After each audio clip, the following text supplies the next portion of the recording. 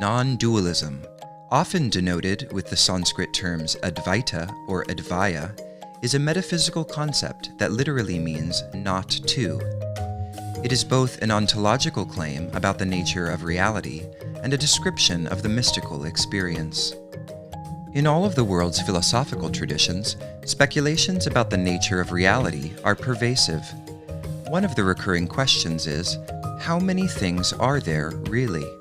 The concepts of monism, dualism, and non-dualism are ways in which philosophers have attempted to respond to this question.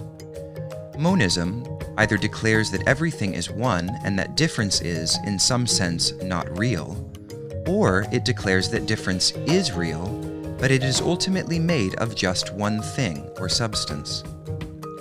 Much New Age discourse, rooted in the idea that everything is one, is an example of monism. Perhaps somewhat ironically, many modern scientists also hold a monistic view of the universe, claiming that matter is the only real substance, and everything that seems different from matter, like human consciousness, is ultimately reducible to material interactions in the brain. Conversely, dualism posits that there are in fact two things that are substantially different and ultimately real.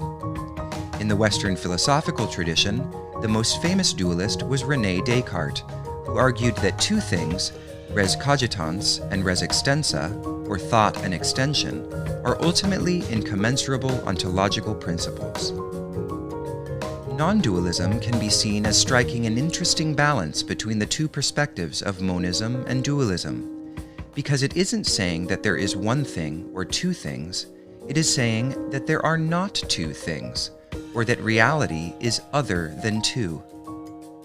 In the tantric traditions comprising what is commonly referred to as Kashmir Shaivism, non-dualism is captured in images of Shiva and Shakti, who are often copulating as a way of expressing their ontological entanglement. In these traditions, Shiva and Shakti are consciousness and energy, two things that interact to create every expression of life as we know it, but which are, in the final instance, non-separate from one another. You cannot have Shiva without Shakti. In some contemplative traditions, the goal of meditative practice is to ultimately steep oneself in a space beyond or below language, a space we might refer to as non-dual. Because while immersed in this silent space, the subject, the object, and the means of knowledge collapse into an experience of pulsating aliveness not conditioned by the affairs of the world.